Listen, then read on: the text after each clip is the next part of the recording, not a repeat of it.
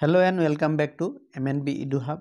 আজি আমি আকৌ তোমালোকৰ আগত উপস্থিত হৈছো ক্লাস 10 ৰ সোশিয়াল সায়েন্স বিষয়ৰ কেইটামান উক্তি আৰু যুক্তিভিত্তিক প্ৰশ্নলৈ এই প্ৰশ্নবোৰ তোমালোকৰ প্ৰি-বোৰ্ড এক্সামিনেশ্যন 2024-25 ত অলৰেডি বিভিন্ন জিলাত আহিছে সেই কাৰণে তোমালোকৰ SSLC এক্সামিনেশ্যনৰ কাৰণেও এইবিলাক প্ৰশ্ন বহুত দৰকাৰী হয় প্ৰশ্নৰ সিৰিয়াল নম্বৰটো অলপ খেলিমেলি হ'ব পাৰে কাৰণ আমি ডাইৰেক্ট প্ৰশ্নৰ পৰা এই প্ৰশ্নকেইটা লৈছো ঠিক আছে তোমালোকে যদি চেনেলটোলৈ পোন প্ৰথমবাৰৰ বাবে আহিছা চেনেলটো সাবস্ক্ৰাইব কৰি লবা আৰু নোটিফিকেশনটো অন কৰি ৰাখিবা কাৰণ আমি এই চেনেলটোত অলৰেডি ইংৰাজী বিষয়ৰ এছাৰশন আৰু ৰিজন বেসড যিবিলাক কোৱেশ্চনছ আছে বা ষ্টেটমেন্ট বেসড যিবিলাক কোৱেশ্চনছ আছে সেইবিলাক ডিসকাস কৰিছো আৰু বিভিন্ন ধৰণৰ প্ৰশ্ন আমি তোমালোকৰ লগত ডিসকাস কৰিছো লগতে আমি প্ৰি-বোৰ্ড এক্সামিনেশ্যনৰ বিভিন্ন জিলাৰ ইংৰাজী আৰু সোশিয়াল সায়েন্স বিষয়ৰ কোৱেশ্চন পেপাৰো সলভ কৰি তোমালোকৰ আগত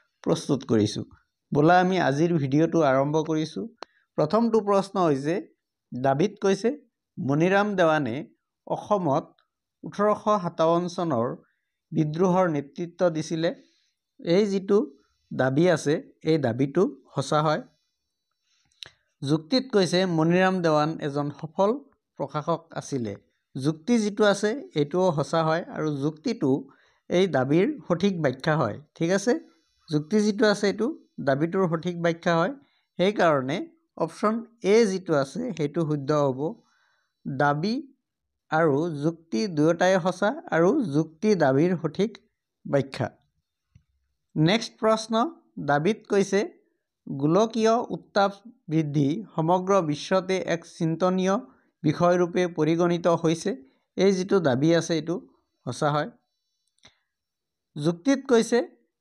বায়ুমণ্ডলত কাৰ্বন ডাই অক্সাইড গেছৰ পৰিমাণ দিনে দিনে বৃদ্ধি পাইছে এই যেটো যুক্তি আছে এই যুক্তিটো কি হয় আমাৰ সঁচা হয় ঠিক আছে সেই কাৰণে অপচন এ যেটো আছে দাবী আৰু যুক্তি দুয়োটাই শুদ্ধ এটো আমাৰ শুদ্ধ উত্তৰ হ'ব নেক্সট প্ৰশ্ন শুদ্ধ অশুদ্ধ নিৰ্ণয় কৰা এত দিছে 1931 চনত লণ্ডনত দ্বিতীয় ঘূৰণীয় মেজমেল অনুষ্ঠিত হৈছিল এই যেটো উক্তি আছে এটো সঁচা হয় ঠিক আছে 1931 চনত লণ্ডনত দ্বিতীয় ঘূৰণীয় মেজমেল হৈছিল আৰু তাৰে ভাৰতীয় কংগ্ৰেছৰ হৈ মহাত্মা গান্ধীয়ে অকলে অংশগ্ৰহণ কৰিছিল বিত কৈছে ব্ৰিটিছ প্ৰধানমন্ত্ৰী ৰামছে মেকডোনাল্ডে 1932 চনত সাম্প্ৰদায়িক বাটোৱাৰাৰ কথা ঘোষণা কৰিছিল বি নম্বৰ যেটো উক্তি আছে এটোও সঁচা হয় ঠিক আছে বি নম্বৰ উক্তিও সঁচা হয় সেই কাৰণে অপচন ডি যেটো আছে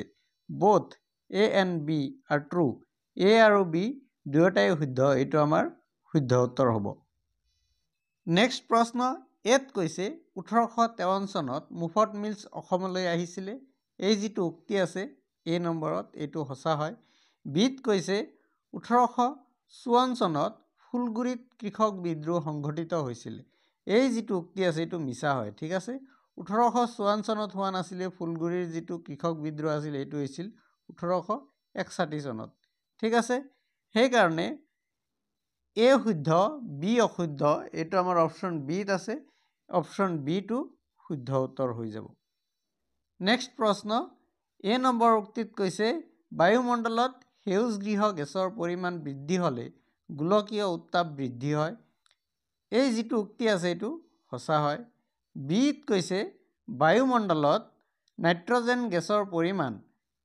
হল 20.94% এই যেটো উক্তি আছে বি নম্বৰত এটো মিছা হয় ঠিক আছে বায়ুমণ্ডলত নাইট্ৰজেনৰ পৰিমাণ হৈছে 78.08% সেই কাৰণে এ শুদ্ধ বি অশুদ্ধ এটো আমাৰ অপচন এত আছে আৰু সেই কাৰণে অপচন এ টু শুদ্ধ উত্তৰ হ'ব নেক্সট প্ৰশ্ন উক্তিত কৈছে ভাৰতবৰ্ষ এখন গণৰাজ্য এই যেটো উক্তি আছে এটো সঁচা হয় কাৰণত কৈছে ভাৰতৰ ৰাষ্ট্ৰপতি গৰাকী ৰাইজৰ দ্বাৰা নিৰ্বাচিত ব্যক্তি এই যেটো কাৰণ আছে এটোও সঁচা হয় ঠিক আছে আৰু কাৰণটো উক্তিৰ সঠিক ব্যাখ্যা হয় সেই কাৰণে আমাৰ অপচন সি যেটো আছে এটো শুদ্ধ হ'ব এ শুদ্ধ আর ইয়াৰ উপযুক্ত ব্যাখ্যা এটো আমাৰ ৰাইট আনসাৰ নেক্সট প্ৰশ্ন বিবৃতিত কৈছে ভাৰতবৰ্ষ এখন সমাজবাদী ৰাষ্ট্ৰ। এই যিটো বিবৃতি আছে এইটো সঁচা হয়। কাৰণত কৈছে ভাৰতবৰ্ষৰ উৎপাদনৰ আহিলাসমূহ জাতীয়কৰণ হ'ব আৰু জাতীয় আয়ৰ সমবিতৰণ হ'ব। এই যিটো কাৰণ আছে এইটো সঁচা হয় আৰু কাৰণ যিটো আছে এইটো বিবৃতিৰ সঠিক ব্যাখ্যা হয়। সেইকাৰণে আমাৰ অপশ্যন এ যিটো আছে সেইটো ৰাইট এনচাৰ। এ আৰু আৰ দুয়োটাই শুদ্ধ, আৰ এৰ শুদ্ধ বৰ্ণনা। নেক্সট প্ৰশ্ন, বিবৃতিত কৈছে অৰ্থনৈতিক বিকাশ হ'লেই অৰ্থনৈতিক উন্নয়ন হৈছে বুলি ক'ব নোৱাৰি, কিন্তু অৰ্থনৈতিক উন্নয়ন হ'ব লাগিলে অৰ্থনৈতিক বিকাশ হ'ব লাগিব। এই যিটো বিবৃতি আছে এইটো সঁচা হয়। কাৰণত কৈছে অৰ্থনৈতিক উন্নয়ন অৰ্থনৈতিক বিকাশৰ অংগ মাত্ৰ। এই যিটো কাৰণ আছে এইটো সঁচা নহয়, এইটো মিছা হয়। ঠিক আছে, এ শুদ্ধ, আৰ অশুদ্ধ। এইটো আমাৰ অপশ্যন চিত আছে, সেইকাৰণে অপশ্যন চিটো শুদ্ধ উত্তৰ হ'ব। নেক্সট প্ৰশ্ন, বিবৃতিত কৈছে ব্ৰিটিছ চৰকাৰৰ মুদ্ৰা অৰ্থনীতিয়ে ভাৰতীয় সৰ্বসাধাৰণ মানুহৰ মনত তীব্ৰ অসন্তুষ্টিৰ সৃষ্টি কৰিছিলে। এই যিটো বিবৃতি হয় এইটো সঁচা হয়। কাৰণত কৈছে তেওঁলোকে ভূমি ৰাজহ চৰকাৰক দিবলৈ বাধ্য হৈছিলে। এই কাৰণটোও সঁচা হয় আৰু যিটো কাৰণ আছে এইটো বিবৃতিৰ সঠিক ব্যাখ্যা হয়। ঠিক আছে, এই কাৰণটো বিবৃতিৰ সঠিক ব্যাখ্যা। সেইকাৰণে আমাৰ অপশ্যন চি যিটো আছে সেইটো শুদ্ধ উত্তৰ হ'ব। এ আৰু আৰ উভয়ে শুদ্ধ, কিন্তু আৰ হৈছে এৰ শুদ্ধ বিৱৰণী। নেক্সট প্ৰশ্ন, এত কৈছে ভাইচৰয় লৰ্ড কাৰ্জনে জাতীয় জনতাক উপেক্ষা কৰি বঙালী জাতীয়বাদক ধ্বংস কৰিবলৈ বিতৰ্কিত বংগ ভংগ আঁচনিখন কাৰ্যকৰী কৰিছিলে। এই যিটো এ নম্বৰ উক্তি আছে এইটো সঁচা হয়। আৰু আৰত কৈছে বংগবাসীয়ে ইয়াৰ প্ৰত্যুত্তৰত কেৱল বিদেশী পণ্য বৰ্জনৰ জৰিয়তে দিয়া নাছিলে, বৰং ব্ৰিটিছ প্ৰশাসন, চৰকাৰী শিক্ষানুষ্ঠান, বিচাৰালয় আদিও বৰ্জন কৰি স্বদেশী মনেৰে অখণ্ড বংগবাসীৰ ৰূপ দেখুৱাইছিলে। এই যিটো কাৰণ হয় এইটো সঁচা হয়। ঠিক আছে, কিন্তু ইয়াৰে যিটো আৰ আছে এইটো এৰ সঠিক ব্যাখ্যা নহয়। ঠিক আছে, সেইকাৰণে অপশ্যন ডি যিটো আছে এইটো শুদ্ধ উত্তৰ হ'ব। এ আৰু আৰ শুদ্ধ, আৰ এৰ সঠিক ব্যাখ্যা নহয়। নেক্সট প্ৰশ্ন, উক্তিত কৈছে খ্ৰীষ্টিয়ান ধৰ্ম গ্ৰহণ কৰাৰ পিছত মিজোসকলৰ পৰম্পৰাগত উৎসৱ গীত মাত হ্ৰাস পাবলৈ লৈছিলে। এই যিটো উক্তি আছে এইটো সঁচা হয়। যুক্তিত কৈছে মিজোসকলে পৰম্পৰাগত ধৰ্ম বিশ্বাস তথা সংস্কৃতি তথা পুনৰ প্ৰৱৰ্তন কৰাৰ উদ্দেশ্যে হেৰাকা নামৰ এক আন্দোলন গঢ়ি তুলিছিলে। এইটো সঁচা নহয়, এইটো মিছা হয়। ঠিক আছে, হেৰেকা আন্দোলন মিজোৰামৰ মানুহে নহয়, নাগালেণ্ডৰ মানুহেহে কৰিছিলে। সেইকাৰণে এ শুদ্ধ, আৰ অশুদ্ধ। এইটো আমাৰ অপশ্যন এত আছে, সেইকাৰণে অপশ্যন এ যিটো আছে এইটো শুদ্ধ উত্তৰ। নেক্সট প্ৰশ্ন, উক্তিত কৈছে মৰুকৰণৰ বাবেই গোলকীয় উত্তাপ বৃদ্ধি। এই যিটো উক্তি আছে এইটো সঁচা নহয়। ঠিক আছে, কাৰণত কৈছে গোলকীয় উত্তাপ বৃদ্ধিৰ বাবে মৰুকৰণৰ সমস্যাৰ সৃষ্টি হয়। যিটো কাৰণ দিয়া আছে এইটো শুদ্ধ হয়, সেইকাৰণে এ অশুদ্ধ, আৰ শুদ্ধ। এইটো অপশ্যন বিত আছে, সেইকাৰণে অপশ্যন বিটো শুদ্ধ উত্তৰ হ'ব। নেক্সট প্ৰশ্ন, উক্তিত কৈছে অসম মানৱ সম্পদত আগবঢ়াৰ যথেষ্ট সম্ভাৱনা আছে। এই যিটো উক্তি আছে এইটো সঁচা হয়। যুক্তিত কৈছে অসমৰ মুঠ জনসংখ্যাৰ 1/3তকৈ অধিক লোক 15 বছৰৰ পৰা 34 বছৰ বয়সৰ যুৱ প্ৰজন্ম প্ৰতিনিধিত্ব কৰে। এই যিটো যুক্তি আছে এইটো সঁচা হয়।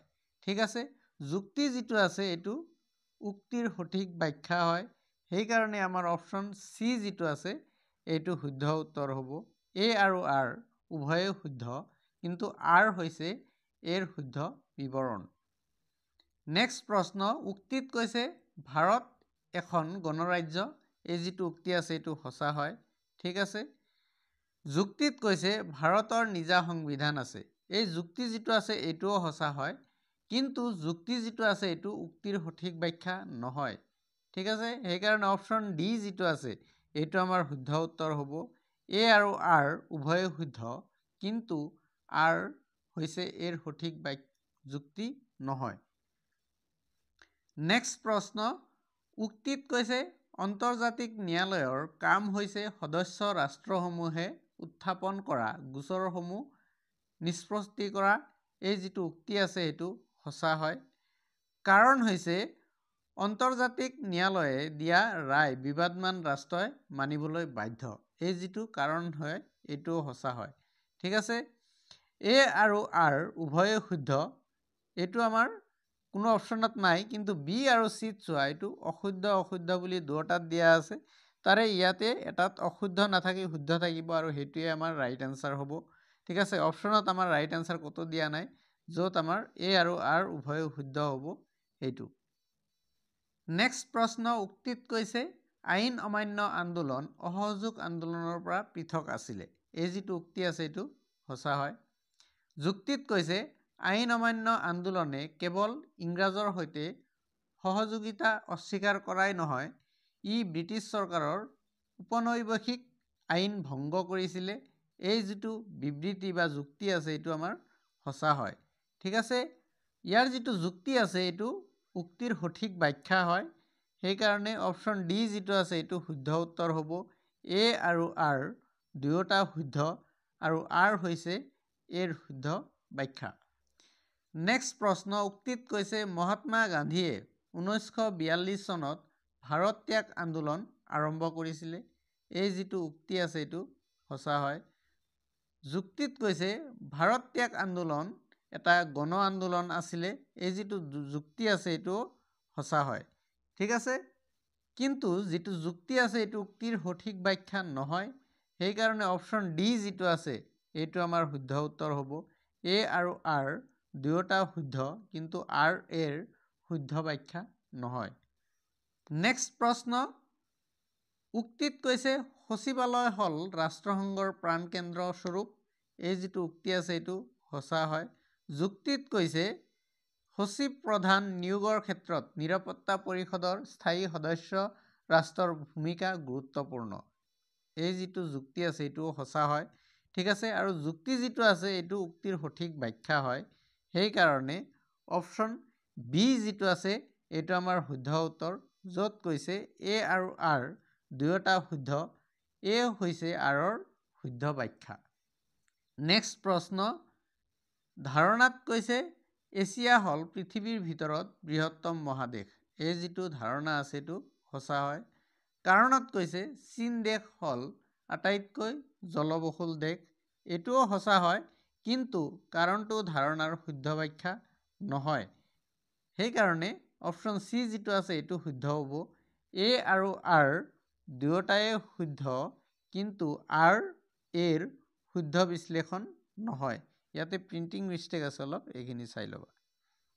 নেক্সট প্ৰশ্ন, ধাৰণাত কৈছে দ্বিতীয় বিশ্বযুদ্ধৰ ভয়াৱহতা আৰু অবৰ্ণনীয় ধ্বংসলীলাৰ বাবেই ৰাষ্ট্ৰসংঘৰ গঠন হয়। এই যিটো ধাৰণা আছে এইটো সঁচা হয়। কাৰণত কৈছে বিশ্বত শান্তি স্থাপন আৰু যুদ্ধক চিৰদিনৰ বাবে বিদায় দিয়াৰ অৰ্থে। কাৰণ যিটো আছে এইটো সঁচা হয়, আৰু যিটো কাৰণ আছে এইটো ধাৰণাৰ শুদ্ধ বিশ্লেষণ হয়।